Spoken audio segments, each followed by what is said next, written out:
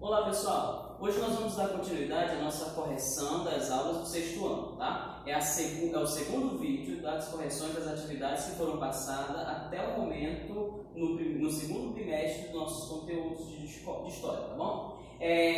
Essas correções serão da página de números 113 a 116, sobre o conteúdo que foi aplicado da temática África, Oriente e América Antiga. Nossos primeiros grupos que estudamos aqui, ou civilizações antigas, foram Egito e Cush, duas sociedades da África que nós estudamos nessa unidade, tá bom? Então vamos lá. A primeira questão fala assim: observe o gráfico. Nós temos o nosso gráficozinho que tem na nossa página do livro, tá? E esse gráfico ele vai pedir para fazer algumas atividades, algumas questões para que sejam respondidas. A primeira identifique, a letra A da primeira questão, identifique, primeiro ponto, o mês em que as águas começam a subir. Você vai perceber no gráfico qual é o mês que as águas começam a subir aqui no Nilo, já que essa linha vermelha, ela vai narrar justamente o regime do Nilo, ou seja, o período de água do Nilo. Então nós vamos perceber que o mês em que as águas começam a subir é o mês de julho. Então o mês de julho é a resposta correta, ok? Outra. O mês em que as águas chegam ao ponto mais alto do Nilo. Qual é esse mês? Esse mês seria o mês de outubro, como nós observamos no gráfico, tá? O terceiro ponto da questão A da primeira atividade. O mês em que as águas começam a retornar ao leito, ou seja, que voltam ao leito, ou seja, quando o rio começa a secar. Qual é esse mês? No nosso gráfico nós vamos ver que é o mês de novembro, tá? Novembro é quando começa novamente a voltar as águas para o leito, ok?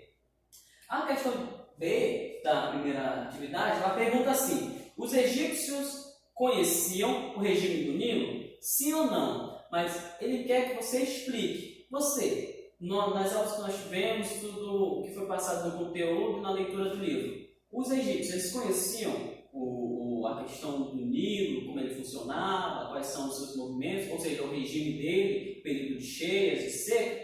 Claro que eles conheciam, tá? Então a resposta é sim. E por quê? Explicando. Eles faziam o calendário através do Nilo, eles utilizavam o Nilo para poder fazer plantações, as águas do Nilo para poder fazer as questões das irrigações das casas. Eles faziam uma série de fatores que possibilitavam a utilização das águas do Nilo. Então essa seria a resposta. A questão de número 2 da nossa atividade, ela diz assim: leia o texto a seguir. Nós vamos ler o texto a seguir, que é um pequeno textozinho, e vamos responder as questões. A primeira questão que ele pede é: qual é o assunto do texto? Então, o assunto do texto ele vai trabalhar justamente as pirâmides, de significados delas para os egípcios, tá bom? Vai trabalhar justamente isso, as pirâmides e os seus significados para os egípcios. A letra B da segunda questão vai perguntar assim: o que eram as pirâmides? O texto vai falar justamente que as pirâmides eram construções grandiosas que serviam para quê? Serviam como túmulo para os faraós. Esses túmulos seriam o símbolo da representação da divindade. Mas nós vamos ter a questão da letra C, que vai falar assim, vai perguntar: copie em seu caderno a frase do texto que afirma que o Egito antigo era uma teocracia. No texto que nós lemos, no texto que você leu aí na sua casa para responder a atividade, ele vai dizer assim, uma frase dentro dele que vai justificar e vai caracterizar, ou seja, identificar o Egito como uma teocracia. Lembra o que é teocracia? Governo divino, ou teos, Deus, cracia, governo, tá bom? Então, os egípcios, o texto que vai ter lá para você reescrever, passar para essa questão os egípcios acreditavam que os seus reis eram deuses. Então é esse texto que vai identificar e caracterizar que os egípcios eram uma teocracia. A letra D pergunta para complementar a questão da questão 2, a letra B. Diz assim, a letra D fala assim: todos os faraós egípcios eram enterrados nas pirâmides ou em pirâmides? Justifique. Não, nem todos. Antes, os faraós eram sepultados nos chamados mastabas, que eram o quê? Eram sepultamentos feitos de tijolo cozido e era lá que eles ficavam. Esses tijolos eram feitos de barro, tijolo de barro cozido. E eles eram feitos uma espécie de sepultura e lá eles eram enterrados, ok? Então nós vamos ter a questão de número 3, que vai dizer assim: sobre a sociedade egípcia antiga, leia as afirmações a seguir. Ele vai dar 4 afirmações que vão ser repassadas, e dessas 4 afirmações você vai ter que caracterizar ou responder marcando quais delas são corretas, tá bom? Então, dentro dessas alternativas, a alternativa B é a correta. Vamos lá ver. A alternativa B vai dizer que são corretas a segunda e a quarta. A segunda alternativa diz assim: os sacerdotes executavam os serviços religiosos e administrativos e administravam os templos, e que geralmente eram muito ricos graças às ofertas feitas pela população. Lembrando, na sociedade antiga, a religião era predominante. Os sacerdotes eles eram uma classe que ficava abaixo do rei, ou seja, ou do faraó, no Egito Antigo, e eles eram responsáveis por justamente controlar a questão social e apoiar o imperador, o rei ou o faraó no seu governo. Então, logo, eles eram sim uma classe dominante, eles eram ricos porque eles tinham um ofício bem definido na sociedade. Então, é uma afirmação correta. Já a questão 4 vai dizer assim: os felas eram a maior camada social do Egito. Eles eram responsáveis, além dos trabalhos agrícolas, pela construção da maior parte das obras públicas. Lembrando, os felas eram aquela classe social baixa. Era aquela classe social que hoje seria caracterizada como camponesa dentro da sociedade. Era aquela classe social mais pobre e era a grande maioria. Com isso, essa camada social ela é responsável por grande parte das construções, devido à mão de obra que o faraó tinha na época, ok? Nós vamos para a quarta questão, que vai dizer assim: o texto a seguir foi retirado de uma obra literária escrita durante o Médio Império. Leia com atenção.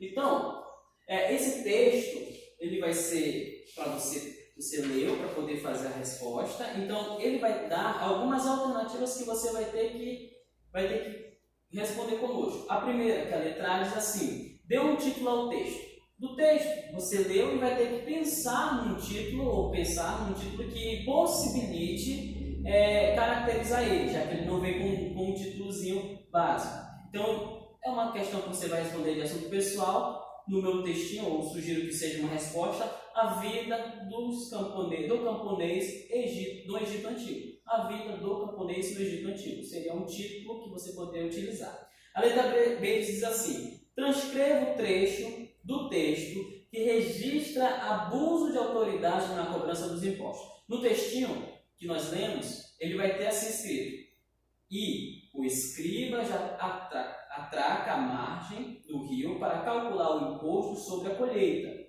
com um grupo de servos armados de bastão, com ramos de palmeiras. Ou seja, isso aqui vai caracterizar um abuso de autoridade daqueles que cobravam impostos, que no caso seriam os escribas, da população. Se não pagasse, apanhava. Então era um abuso de autoridade. A letra C da quarta questão diz assim: qual o assunto principal do texto? Óbvio, nós lemos o texto, nós temos um títulozinho para ele, do que ele fala. Então ele iria tratar, ou ele trata sobre a vida difícil do camponês no Egito Antigo. Tá bom? Questão D vai perguntar assim: com base no que você leu, no capítulo e nesse texto, compare a vida do camponês à do escriba. É uma resposta pessoal, tá? Mas vale lembrar que você vai ter o objetivo aqui de trabalhar justamente uma comparação entre as habilidades e o nível social que eles têm, tá bom? Como é que eles viviam, qual é a diferença que eles tinham, ok? A questão 5 vai dizer assim: leia as afirmações abaixo. Ele vai dar uma sequência de 5 afirmações e dentro dela ele vai perguntar a sequência correta de resposta é. Então, quais são as verdadeiras, quais são as falsas? Então, a questão que você deve assinalar ou marcar é a questão B, aonde vai dizer verdadeiro, falso, falso, verdadeiro e verdadeiro, tá bom? Vamos lá para a questão de número 6. 6. A questão 6 vai dizer, observe a fotografia a seguir com bastante atenção. E vai pedir para você. A pedra de Roseta foi fundamental para marcar a alternativa correta, tá? Essa pedra de Roseta foi fundamental unicamente para o entendimento do funcionamento do Tribunal de Osíris, local onde as almas dos egípcios eram julgadas após a morte. O Tribunal de Osíris era um julgamento para onde a pessoa ia ver, é uma balança que ele ficava e pesava se ele ia passar ou não a margem do rio, ou seja, ir para um local sagrado dos egípcios, que seria o céu, e outro que seria o inferno, um local de perdição. Então, esse julgamento de Osíris seria o peso da morte ou da salvação também, ao mesmo tempo. Então, são uma questão bastante espiritual que ocorria no Egito Antigo. E a questão que você deve marcar como alternativa correta é a D, tá bom? Questão de número 7. Leia o texto a seguir com atenção. Mais um textinho para a gente ler. E ele pede assim, copie no seu caderno a afirmativa ou a afirmação verdadeira. A afirmação verdadeira dessa questão seria a D, que diz assim: durante um tempo, as relações entre o Nilo e o Egito foram pacíficas. Depois o Egito se fortaleceu e passou a tomar produtos núbios à força e teve início o conflito entre os dois reinos. Então, aqui nada mais do que a caracterização do rompimento entre o comércio que existia entre a Núbia e o Egito, mais precisamente sobre os dois reinos que existiram, que a partir daqui vai começar o que nós conhecemos de formação do Egito Negro, quando a Núbia ela consegue governar o Egito durante um período, e durante esse período seus faraós, que são considerados faraós negros, eles são os representantes da autoridade no Egito também.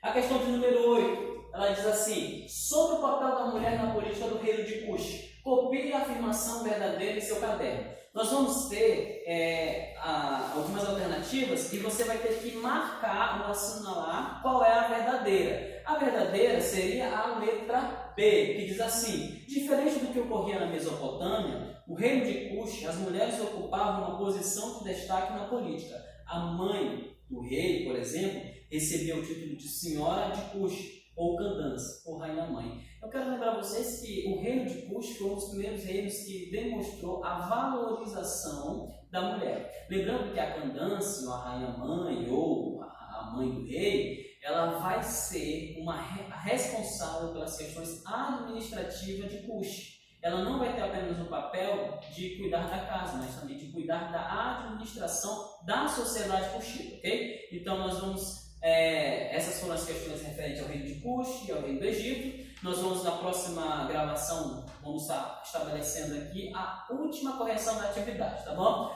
Te aguardo até lá.